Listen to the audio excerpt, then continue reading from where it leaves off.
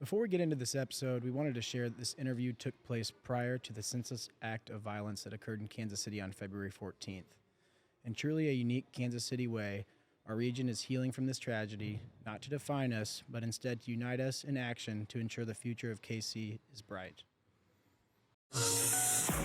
Teaching you the art of industrial real estate. This is On Air with Team Jensen. Hello, listeners. Welcome to episode 13 of On Air with Team Jensen. Today we have on Tim Cowden with us, the president and CEO of KCADC. Thanks for coming on with us today, Tim. Glad to be here with Team Jensen. Oh, yeah. Man, this is a big week.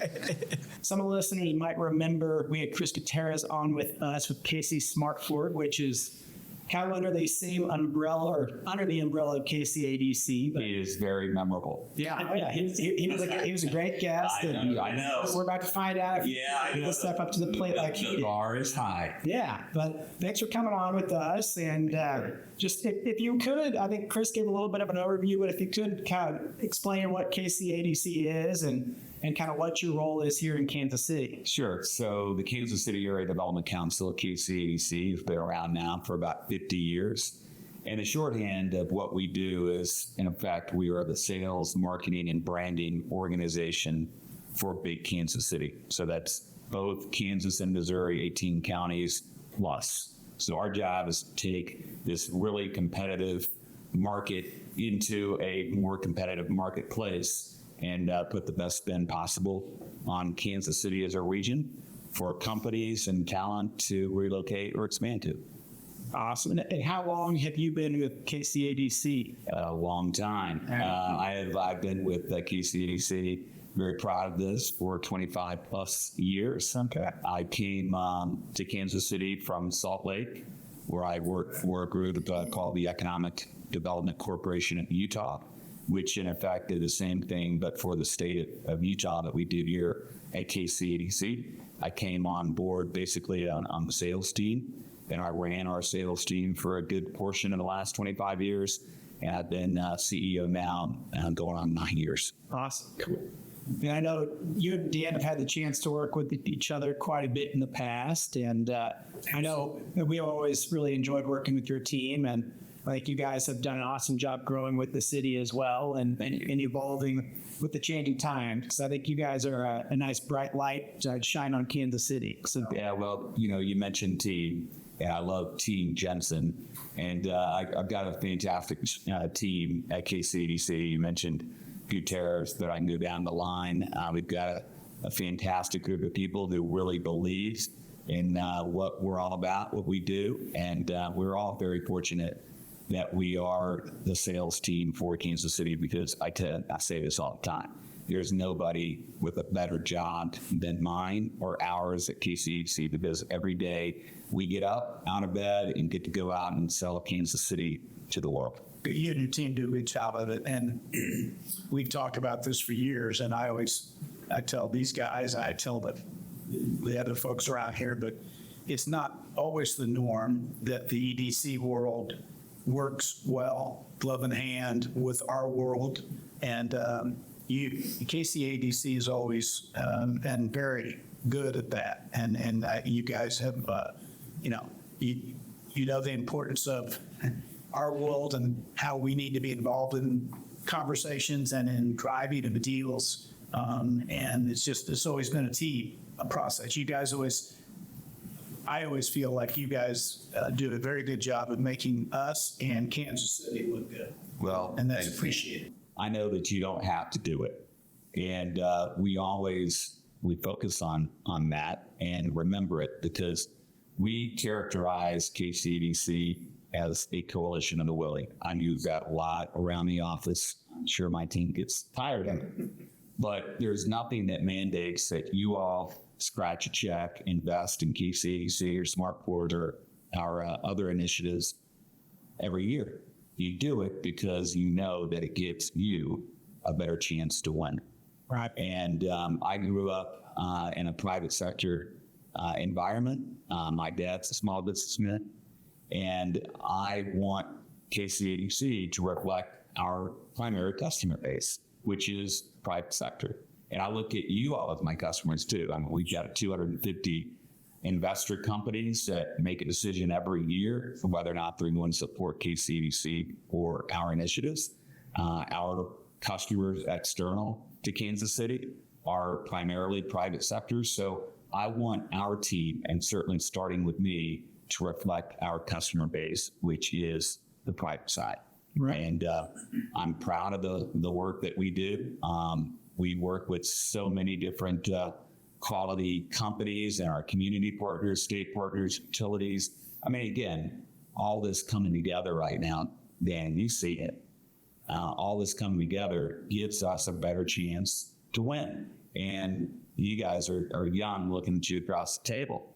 But it's about stacking dubs. That's the way the young people say it, right? So we are stacking dubs in the Kansas City region right now. Yeah. Companies that are moving here, talent that's moving here, all the things that are going on in the sports and the art world. And it's just a fantastic time to be here. And I'm really proud of the role and the contributions that our team is making.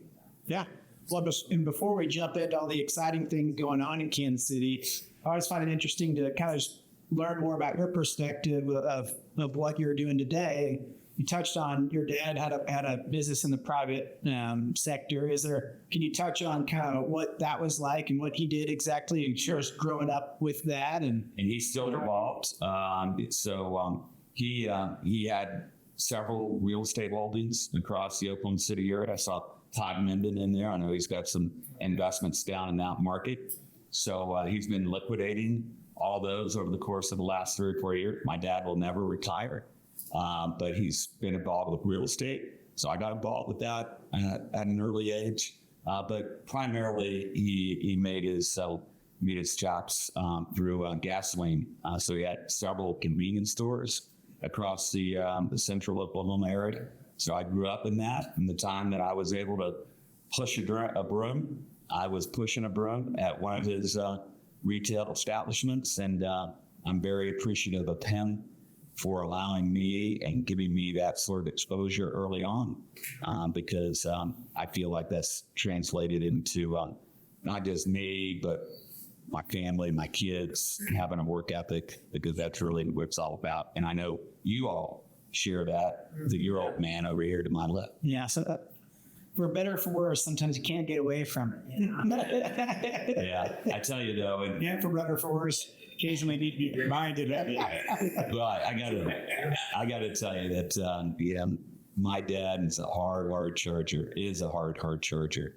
And we found that we got along better with me not working for him. So I look at family operations like yours, and I look at it, I admire you. I mean that, because my pops and I were not able to do what you all do. Yeah, I think it's incredibly cool when I see that in the community. But I know my dad is very proud of me and my family and what we've done. Yeah. And he's a big Kansas City fan, sitting down in North Oklahoma City. I'll tell you that. Right. Well, that's what it's all about. At the end of the day, support, and whether it's together or from afar, I think it's important to support one another. And so it's cool. Absolutely. Oh yeah. I talk to him every day, and he's still very active and gives me a lot of good advice. Yeah. No, absolutely. Well, and so now, jumping all into the exciting stuff going on, we have obviously already episode 13 for all the Swifties out there. That's it's a big week. I'm not dropping a new album. Some reference on that great. Well, and I can't help but wonder. I was thinking to myself, if we are so lucky that the Chiefs win again, I was like, the parade will probably be the least crowded it's been. And then someone reminded me, well, Taylor Swift will probably be there. And she's there. It's probably going to be the most crowded it's ever been. So I'm just curious. I mean, just from a personal standpoint, I'm curious, because I'm sure you guys have your hand in some of the in some of the understandings of what goes on with the parade. Do you know anything? Are they expecting a crazier turnout if we are so lucky to have another parade? I know that Kansas City, the Kingdom, will show up big when we win. So this is being taped about a week out from the Super Bowl. I'm very confident about our chances. But there will be several 100,000 people down here. You know, the team at the city, certainly Kathy Nelson and your team at Sports Mission, Visit KC, that they're the ones who really put all this together, and they've been working on this for some time. Yeah. So we'll be at Union Station hopefully during the parade, and we'll enjoy it like the rest of the team. Yeah, Taylor might have tour conflicts. Sure, maybe racing back with you. Well, I tell you what, Wednesday is also Valentine's Day. Travis is gonna get down all on knee. Okay. I'm gonna sound like one of the football fans. Is we're talking too much about. Yeah, that's all again. Well, outside of the exciting stuff going on with Chiefs, though, you know, there's a lot in Kansas City to be excited about right now. I know, you know, your team's been integral in the World Cup and a lot of those things coming to town. But I was curious if there's a project that you think maybe isn't as I wouldn't say popular, but as well known or the public isn't as educated on yet that you're excited about. The next 3, 4, 5 years here in town that, you know, we could maybe shed some light on today? Well, Kurt, I'd probably take a few steps back to answer that, because you look at what's happening right now in Kansas City across our region. There is no corner of our region that's not being touched by all this goodness that's occurring. I'm going to start with the airport terminal, and it's about a year since it opened up. And I just got back from New York. I was there with Tracy Lewis, CEO of EDC of Kansas City, Missouri, and Ashley Sherrard from Lynette's CEO out there. And we were making calls on various customers. These are site location consultants or influencers. Some of them I've known for quite some time. And from meeting to meeting over the course of about 48 hours in New York, all we heard was this buzz that's happening in Kansas City. I think it really starts with what's occurring out of the airport. That first and last impression that visitors, that your customers get coming into Kansas City, it truly matches the quality of what we know the rest of Kansas City to be and have been for some time. So that's huge. Yeah. And the momentum that is spurring in terms of new interest, activity. I mean, I haven't heard any negatives. And believe me, people would tell me if they have them about the airport terminal. I think I know there were some issues with the traffic, you know, the drop city. All that's snooze and all good. Just took a little time. Yeah. Learning curve and all of that. But you know, looking at the airport, you know, I'm asked about international service. I believe in time we'll see some direct transatlantic service from Kansas City. Certainly interest in that. People working on it. We'll let Cooper at it, the new aviation director, working on that with her team. So Justin and the guys up there do a great job. Other projects, you asked about other projects. You look at just on the private side, what Panasonic is bringing. I just talked to Ellie and Chris when I came out to visit with you all. There's a lot of activity there, that whole EV supply chain sector. That will continue. There's no doubt about it. I know that there's a little bit of a dip in some of the consumer reaction to EVs, but long term, this is where the market's going, and it's natural to see some dips as we go along. Long term, we're in a great spot. And I would say, going back just a couple of years ago, that's why it was imperative that we were successful in attracting Panasonic here, because we're creating a whole new economy. I mean, our economy, not just in our region, but across the country and even globally is going through a transformation right now. So if you look back 100 years ago, thereabouts, when Ford made the decision to put their first plant outside of Detroit, where was it? It's in Kansas City. And think about all the wealth that's been created over the course of the last 100+ years around making Ford vehicles, right? And GM. And so that easily could have gone, I'm talking about Panasonic, easily could have gone to Tulsa, easily could have gone to Fort Worth, but we made it happen here. Yeah. And I talked about at the beginning, this coalition of the willing. I mean, that's what made it happen. You know, everybody working together, the leadership, state of Kansas, the community, the county. I go on and on and on. And our role is to figure out where those gaps were. And our team, I thought, did a great job of working within the construct of the big team and generating confidence that Panasonic had in our region, in our team. And ultimately, I know that had a big role in their areas. Well, and I think it's very cool. You know, you've mentioned that there's a lot of other EV-related businesses and operators that are not necessarily following, but kind of almost following suit with Panasonic. And, you know, Orange EV is a local group that has invested in, I think they recently announced their 400,000 square foot facility. And that it's awesome to see that a local company, you know, I would have to think the Panasonic investment gives them more reassurance that this is a good market to be growing in that industry and in that space. I agree. So, you don't also, when you think about the power of the Panasonic brand, and there are a lot of startup EV-related, battery-related companies, and some of them will be successful. Frankly, some won't. Right. So it was really important, I thought, and I know a lot of people agreed with this, that we get a company in the EV space that had a real name. It was a real company with a real product and a real customer, in this case, Tesla. And we were successful. Yeah. So, you know, we'll see, but, you know, we can talk in economic development about attraction. And again, that's what KCADC is focused on. We're the sales and marketing group, the sales team, looking at bringing those companies from outside the market here, talented, but primarily companies in B2B play. There's other elements of economic development. You think about it, you got to have a really rich entrepreneurial scene where coming like EV, they're here and they want to take an idea and put it into play and practice, and then you've got a fantastic operation. You got to be successful there, but you also have to be successful with companies that are here that are expanding, like Garmin. Yeah. So, you know, they started here, but I think I read something recently that there were 16,000 or so jobs created by small business in Kansas City last year. It's fantastic.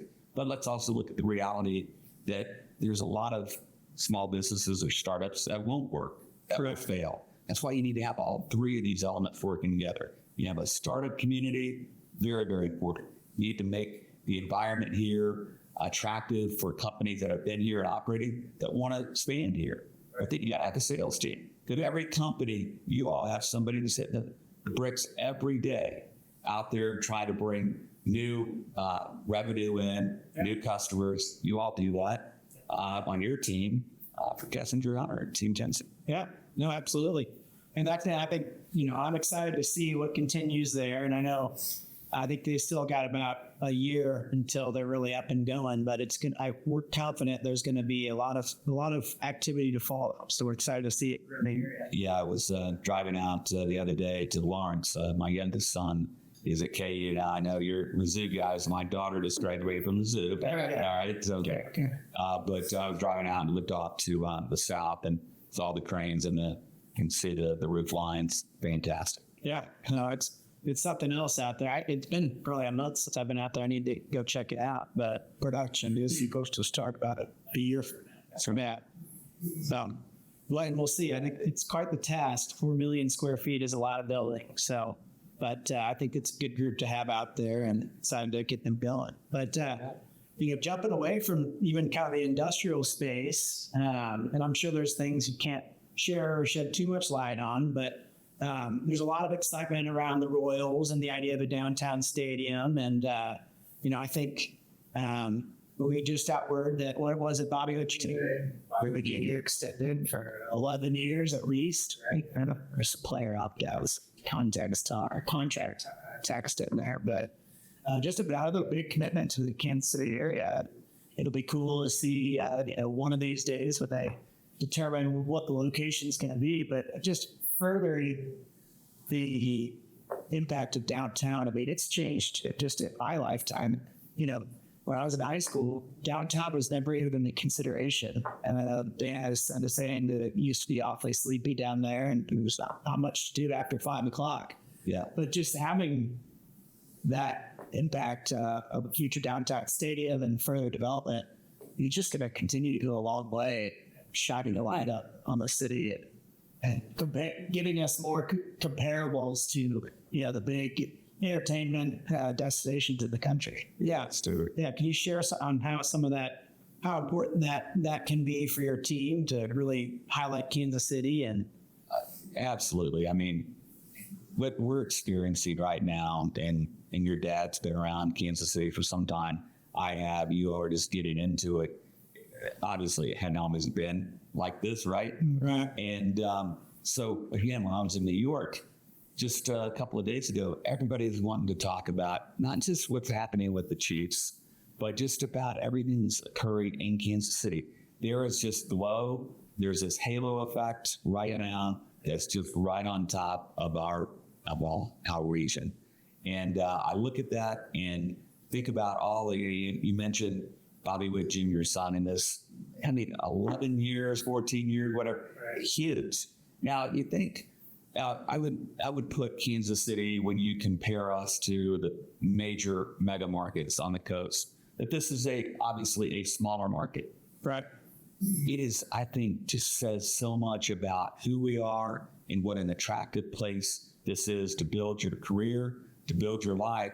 How many professional athletes choose to sign long-term contracts here? You look at Mahomes, you look at Kelsey, always talking about how great a place Kansas City is. Yeah. Witt Jr., I could go on and think about all these professional athletes that retire here. Right. And that's not always the case in markets our size. So it just says a lot about who we are as Kansas City. And it makes me really, really prideful about that because, again, there's a lot of markets where these athletes come in and it's very transactional. They're in and out. And you think about all the players that built their careers here and they say, you know what, I'm going to stay here. Right. And they're all over town. Was it your opportunity with KCADC that got you to Kansas City in the first place? It was, Stu. Again, as I mentioned, I grew up in Oklahoma. My wife and I and our 2 kids at the time had been out to Utah for about 4 years, and we wanted a chance to get back to this part of the world. And one thing led to another, and I was recruited to come here in 1998. And very candidly, I thought we'd be here maybe 5 to 7 years. I'd take a bump, go somewhere else, advance my career. And once I got here, and I hear this all the time, you all do it well. So I got here, I didn't want to leave. And I'd never be able to try my wife out. I met 5 years ago. And my kids were raised here. They love Kansas City. And I'm just so appreciative of KCADC, of the leadership at KCADC, of the community for allowing me and my family to build our life and our career here. And so very fortunate. Salt Lake was a great place. Loved it. Wouldn't trade that for anything. Oklahoma's I'm a Sooner. I'll always be a Sooner. But there is something really, really special about Kansas City. And those that are listening to this from Kansas City are nodding their head affirmatively. If you're not from Kansas City, then I would really encourage you to check it out. Mm-hmm. Yeah, give it a try. That's right. That's right. Do you have an opinion as to where the downtown ball field should go?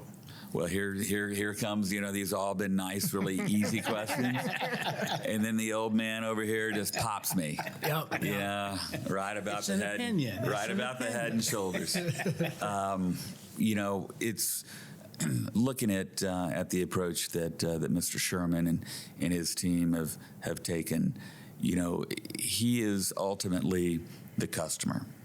And in this process, he has been very open and transparent from day one that for the Royals to be competitive as an organization, as a team, they needed to move downtown to be closer to their customer base. And I'm looking at you, the young guys. You're the young demographic that the Royals have to get close to over the course of the next 10, 15, 20, 30 years. Right. And so he's always said, hey, we want to be downtown. Wherever they go, whether it's the East Village or whether it's at the Star, the printing facility site, wherever it is, it's going to be downtown.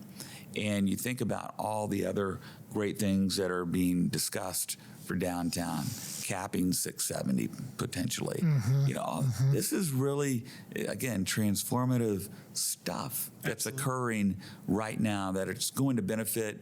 I'm going to be around for a while. I got a little runway left, but looking at you all and that element just makes Kansas City more attractive to my daughter, my son-in-law, my grandkids, all my kids, because I want them. Hopefully, at some point, they'll come back and want to build their life and career here. Some already are. I've got 4 kids, and my son Joe's here in town, working in the East Crossroads. Great company that he works for. And then my son at KU, I think, is going to be here in town. Just got to get my daughter and my 2 daughters back. Yeah. Well, yeah. I mean, I would say for Mizzou, most of my Mizzou friends, Kansas City was a pretty popular landing spot. So, and I think they do. I feel like Kansas City has done a good job of bringing in talent from that direction, and I would say, not to badmouth St. Louis, but even more, certainly more so than St. Louis has as of late. But Yeah, good. I was going to say it's neat too that you know you're 25 years plus with KCADC, that your daily drive and getting up and the things you do on a daily basis could potentially impact, you know, your children's decision to whether or not they, you know, want to raise a family here. I mean, that's a neat impact to be able to, and a lasting legacy to kind of, you know, have your stamp on some of the things that have helped put, you know, Kansas City in such a favorable light for a lot of people. Well, thank you for saying that. That's awful nice of you. Yeah. When you look at things like the new airport and the downtown stadium, and they really are, I like to call them, they're transformative. They're generational change. They really are. That you know, your kids will, Right. You know, just like you guys now go to. I mean, I remember, what was it, 50 years ago, as a kid going out to one of my first games at Arrowhead, you know, that was built out in the middle of nowhere, and and you guys have just always taken that for granted because that's where it was, you know? But and your kids will be the same way with the downtown ball stadium. Oh, and I mean, the thought of, you know, walking down from the office through the Crossroads over to the Royals Stadium for a game. It'd just incredible. I mean, that's just, to your point, it's going to be transformative for, I mean, not much different on a larger scale probably than what T-Mobile Center has brought to Kansas City, and Power and Light. I mean, it just. There's one thing after another. And we've been talking now maybe 20, 25 minutes. Yeah. We haven't even gotten to the World Cup. Right. Think about everything that's happening in our region, and the biggest event in the history of the world is going to be held here, partly with all the other markets, 16 across North America. That is unbelievable. And then as we tape this, yesterday the announcement was that Kansas City is going to receive 6 matches. That includes a quarterfinal and a knockout. That's more than some of the larger markets that are hosting matches. Yeah. Fantastic. Again, Kansas City. And you think about, you know, how people are evaluating Kansas City.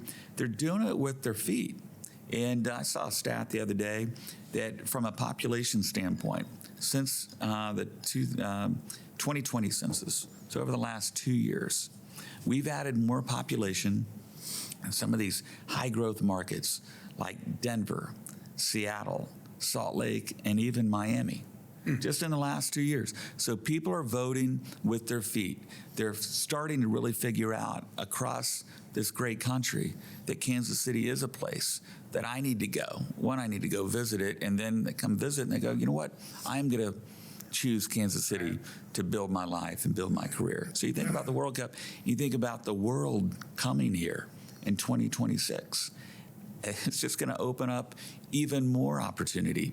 And you think about Denver and some of these other markets that we competed with for the World Cup, and I'm sure they're clutching their pearls and all of that sort of thing. Good. It's about time that Kansas City is elevated our game to a degree, and we're winning.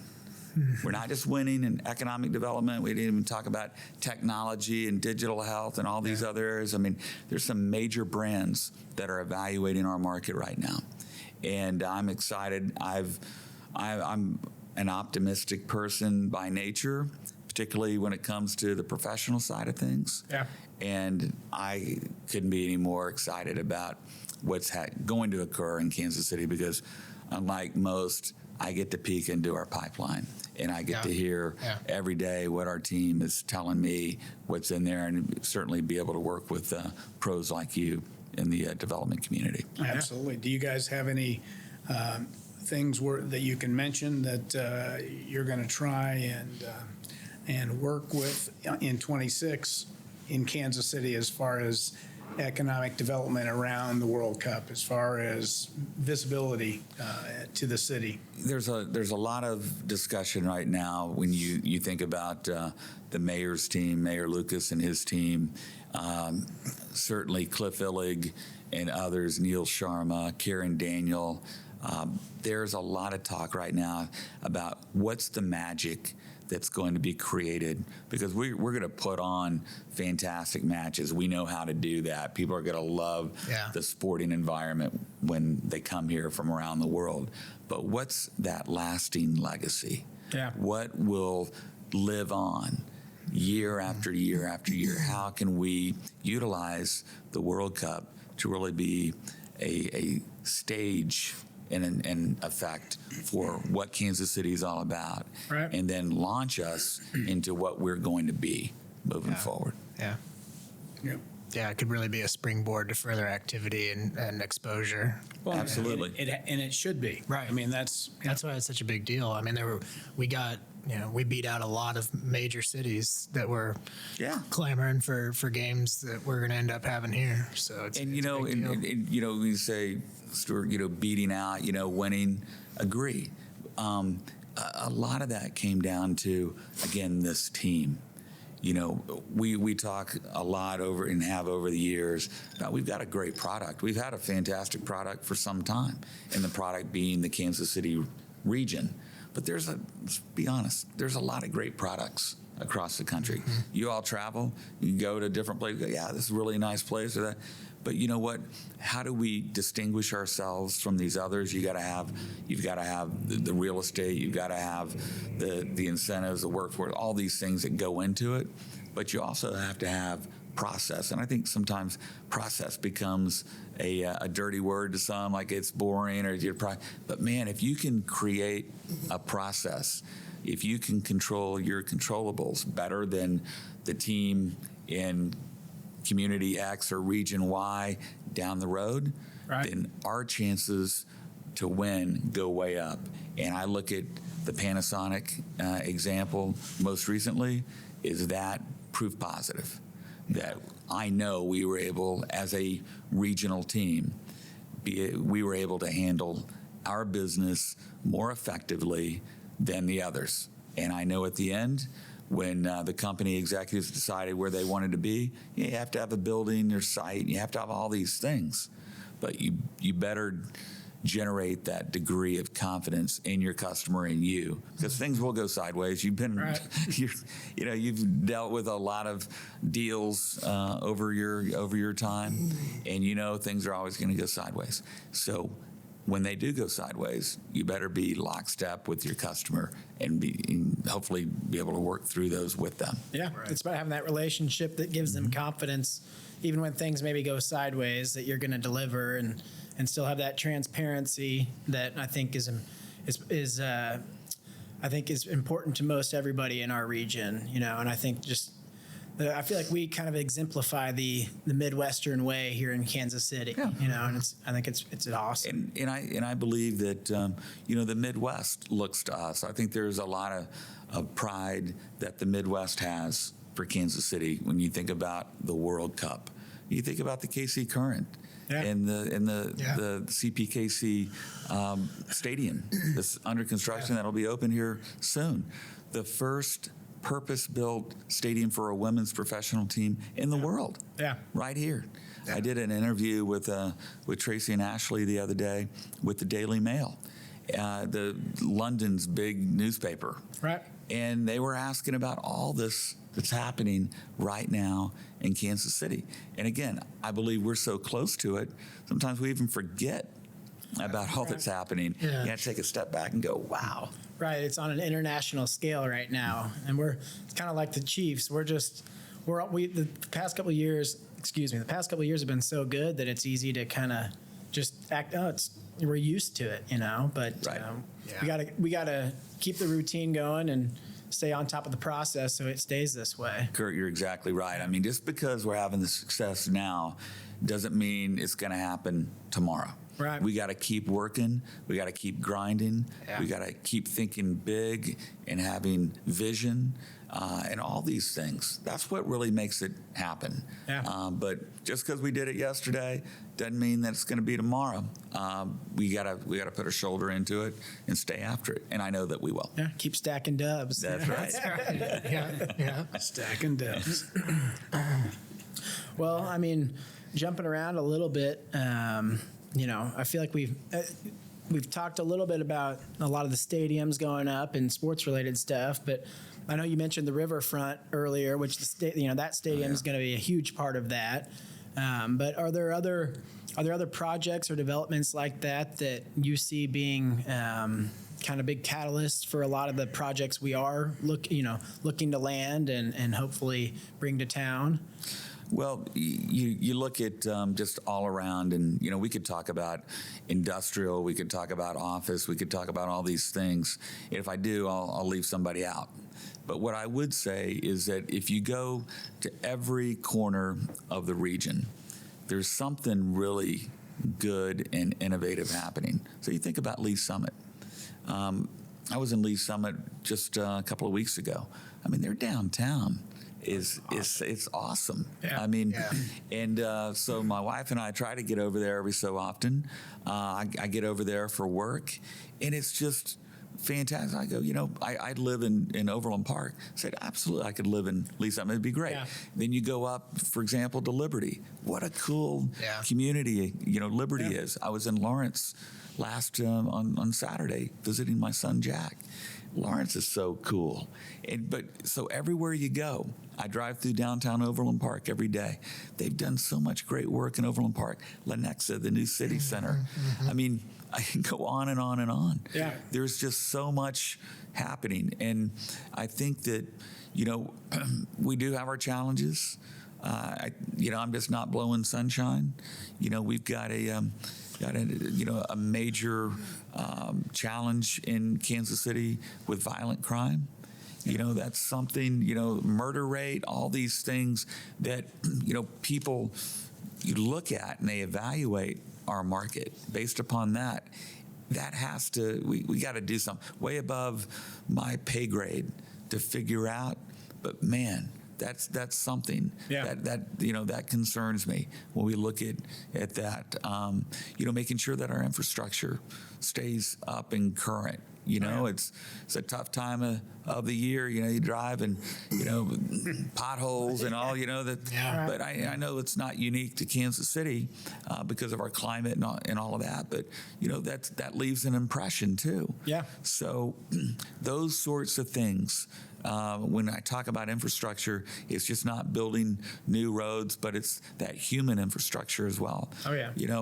All the work that is being done to create a pipeline of talent. KC scholars and what's happened with the Kauffman Foundation, millions of dollars in scholarships that are being granted to kids in our high schools across the region that might not normally get to go to college. That's innovative stuff that's happening right here in our community. So we got to continue to build that human talent pipeline, not just here, but from outside. Making this a welcoming place for immigrants. We need new and diverse people that come in, regardless of where they're from. My opinion. Yeah. No, I agree. I mean, it takes a village, and so and I would say the infrastructure piece I think is really important, because you mentioned some of those other markets that are clutching their pearls, and we're starting to be much more relevant to them. But I also don't want to look up in 3 or 4 years and have the same kind of traffic issues that my friends have out in Denver, and so Right. I think it's important for the city to continue to grow and have a future like we do, to continue to be proactive on things like that. And the crime rate, I've seen a lot of articles about that, and that's something that certainly should be a top priority for city officials. And I'm not going to act like I have the answers to that necessarily, but I think it's certainly a priority. But then a more positive light, all the smaller downtowns that you mentioned, it is very, very cool. You can each downtown, we grabbed lunch in like Parkville. Just last week with a client, and that's a hidden gem too. I mean, there's so many cool downtowns around the metro area now. It really is impressive. Like Lenexa City Center, we used to drive out and play, out 3 and 2, and I remember back in the day when Odo Development had one of their newer buildings going right there, and it was out and just like on a little hill, and there was nothing. And you could take 87th out, and there was nothing out there but the baseball fields and a driving range, and now there's a whole downtown down there. Right. It's wild. It feels it's awesome. I could see each small local downtown we have. I can see as a younger person wanting to get an apartment or a house nearby and putting down roots and calling that my home and making that my neighborhood. It's those communities that help the businesses that are in town, attract that young talent that from people that are from schools and places that aren't from here. To your point, I mean, people, they get a job offer, and then they start evaluating, and they see those communities, and it's just like, how could I not want to stay and be a part of this? While you all were talking about that, it made me think that, as consumers, all of us want something that's really powerful, and that's choice. I mean, all of us want choice, and we provide that here. I mean, I can live so many different places. Let me talk about Parkville. What a cool place Parkville is, right? So I can live downtown. I can live in an urban environment. I can live in a suburban. I can live rural. I can have everything that a big market has and provides without the hassle. Mm-hmm. And that's the beauty. And you talked about infrastructure. I believe that Kansas City regionally has done a really good job of staying ahead of the curve when it comes to building the infrastructure. So it's not just mass chaos and gridlock. Right. It's still easy to move around here, but that's a really important point, because nobody wants to live. I mean, Nashville's got all the, but man, that's a tough place to get in and out, Right. Atlanta's a disaster. Yeah. Denver's tough. I mean, Denver's got the worst traffic, I believe, of any major American city. Yeah. But we have everything those markets have without that. Right. So we gotta be smart, but we gotta grow. And we have to bring new in, and that was one of the real challenges, and it's still a challenge that we have in our community, is making sure that we are growing fast enough or keeping up with our peers. So the stat that I mentioned earlier, more population growth in some of these high-flying, high-growth cities over the last 2 years in Kansas City, that's huge. but it's just really getting started, and it's fleeting. So you got to keep it going. I think, as you said, Kurt, you gotta keep it moving. We're not done. We're not even halfway there. We're really just getting started. Yeah, oh, absolutely. Well, and I would say similar to what you were saying about a lot of the projects you're seeing, it translates on a, micro scale to our world a little bit, as we feel really good about the pipeline here the next 12, 18 months. But I think right now it's just about staying on top of those things and trying to make sure we present things as well as we can for the city. So, that's kind of, I don't know, any other thoughts or questions on? Well, yeah, I think the one thing we haven't talked about is Tim, you need to tell them a little bit about your baseball experience with the Royals. A lot of people may not know that about you. Oh, well, thank you for outing me on that. That was one of the more It's embarrassing. exciting to talk about. Are you just finishing your Yeah. 15-year contract with the Royals here? So I went out to Royals fantasy camp 5-6 years ago, I guess, with a bunch of guys on my softball team. Nice. Shout out KMA. So we've had a softball team together since 1994, I think. I've been on the team since 98. So we went to Surprise, and it was a fantastic experience, really one of the top experiences of my life. And I'm thinking that I'm a lot better than I am. You always think that way in your head. And so I did a little doubleheader on the injury front. I busted my thumb. I would call it sliding into second, but those that saw it, More of a wasn't barrel, slide. I was roll. really ugly, man. But I did have the same surgery that Salvi had on his thumb a few years back. Right? The same doctor who's a good friend of mine, Dr. Toby. And then I guess I had a meniscus issue. Because you think about it, we played baseball two times a day for 5 straight days. I mean, this is like a 55-year-old body at the time, right? I thought, oh my God! But my knee swelled up to the size of really like a little baby pumpkin, but I never missed an at bat. And one of the coolest things, or one of my memories. Is I went into third, and George Brett was my coach. So I had George Brett and Bo Jackson. That's awesome. And John Wathen were our guy, and they looked at me and they go, God, this guy's horrible.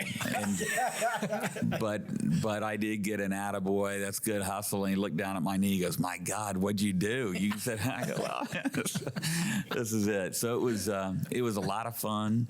I don't know if I could do it again, but it was. I appreciate the old man in my lap bringing that up, but it was fantastic. Yeah. Quite the experience. Yeah. No, as soon as you started with the story, I did recall that you did share that with Dan and I once, I think over a little happy hour. Over a little A libation. year or two ago. Yeah. Yeah. Well, I'm one of these two. The forum. We went to a ball game with your son and I think it was Kurt. It was Kurt, and I got to tell you, and I'm glad you reminded me, because this past weekend I was going through my son's stuff. I having to redo some things down in his old room, and I came across that baseball. Do you remember that baseball that they taught? Yeah. I can't remember who it was, but one of the Royals. I think it was Carlos Fabulous. Passed us a ball, but yeah. Back when we were kids? You were you were a little guy, and with Joe. And Joe now is nice. Again, he's the one working for distribution by Aire, and great company, fantastic culture. But it was good. You might have been more focused on the cotton candy or the frosty malls. Okay. I'm a little foggy on It was that far back, huh? Okay. It was a way. Oh yeah. You guys were. Gotcha. I was coaching you in baseball, and you guys were playing, and we went out and did a game. One thing just before we wrap, back to, we've talked a lot about industrial, we've talked about technology, digital health health tech is a really big opportunity for our region. What's happening in that space with Cerner being acquired by Oracle, and then you've got others that are coming. We just announced a little project relocation a couple of weeks ago, Heart Incorporated, in the digital health space, moving here from Irvine, California. So Dick Flanagan, Maria Flynn, Digital Health KC, doing a great job working with them. That's one of these sectors that's just basically hiding in plain sight. And we've got to do more to get out in front of that so that we can bring that talent back, those companies, because we don't want all of that just moving off somewhere else to pursue opportunity. So we're doing that. And then you look at the office sector, and boy, they, those on your team that are focused on office, they've had to ride out some pretty rough times over the course of the last 3 or 4 years. But I believe it's changing, and what's happening, how much of that older space is moving to multifamily, building trophy class that's really attractive to these companies, headquartered companies. Now that the airport terminal really works in our favor as opposed to being a detriment, a reason to come to Kansas City and move your headquarters as opposed to not. Now we've got to do more with flights and frequency, and I get all that. That'll happen in time. But did you see, Dan, that there were 11.5 million people that flew through KCI last year? Most ever. That's awesome. So Justin and the team are doing a great job, out there with that. But, it's just not industrial. It's just not the data centers. It's just not, all this. We got to have the office sector. Well, and that truly is a strength of Kansas City. Is we don't have all of our eggs in one basket. We are very diversified as far as what really drives our economy, and that I can't see how that can ever be anything but a real benefit. Yeah, I think Chris even mentioned that when he was with us. Is just that's one of our strengths is we have so many strengths that we can kind of lean into what is best serving us in the community at the time. And but yeah, I mean that health sector that you're talking about is a huge industry that would really be a catalyst for a lot of good growth here in Kansas City. Yeah, you think about, Cerner and how much wealth they created and how much talent they brought to Kansas City. But then you look at NetSmart. Those are all previously Cerner executives that brought their company back from the East Coast here about 10 years ago. And they're taking up space all along College Boulevard. WellSky is another one. I could go on. But this is a cluster that is here. It's bringing a lot of talent, a lot of acclaim to our region, and they're doing the things that help people. Yeah, right. Well, and again, you and your team do a wonderful job of selling Kansas City. I encourage all the time that when there's an opportunity dealing with an out-of-town client or even an in-town client that is competing with other markets, to involve your team, because it only enhances our abilities to show Kansas City at its finest, and it helps us to compete. Well, I appreciate that. I appreciate your confidence. And, your dad isn't going to waste his time by bringing in individuals or a group that aren't going to benefit his customer. Absolutely. And I appreciate that. And you think about, our team and, Jill, just on our sales side, but Jill McCarthy, and I've mentioned Gutierrez and Ellie Bowen and Kim Young and Emily McVeigh. I mean, we have a fantastic group of people who are out on the front lines. I mean, Josie Calkins is our newest member, and we are going to announce later on this week, we have brought on a really star player from the Greater Phoenix Economic Council, GPEC. Cool. Her name is Samantha Pinkel Jefferson. He broke it here on breaking it here. News. Team Jensen podcast. And she is going to come on board as a VP, and she has fantastic experience working big FDI deals, very complex chip projects out in Yeah. the Valley of the Sun. Yeah. So we're going to put her in our emerging sectors area. So she's going to work digital health. She's going to work across the waterfront of projects that we have evaluating Kansas City. Awesome. Good. Well, excited to great. see the team growing, and I mean, what's the best way if someone listening is wanting to learn more about KCADC? What's is it? ithinkkc.com? Is it? It's just think Or just think, KC.com. okay, just think KC. You know, but reach out to me. You can get me on LinkedIn. You can go to, I guess they're calling it X now. I'm easy to find, and just reach out. If we can help, we will. If we can't, we'll tell you, and we'll get you the right person or organization that can. Yeah. Well, seriously, thank you for coming on with us again today, Tim, and let's keep stacking W's. Yeah. Let's keep doing that. Starting with Sunday. Starting right. Sunday. Right. Hey, I really appreciate the chance to come in. It's great what you all are doing. It's cool to see the young generation moving in and working with Dan. And the best of luck to you. Thank you. And thanks for being in Kansas City. Thanks, Tim. Thank you. Thank you.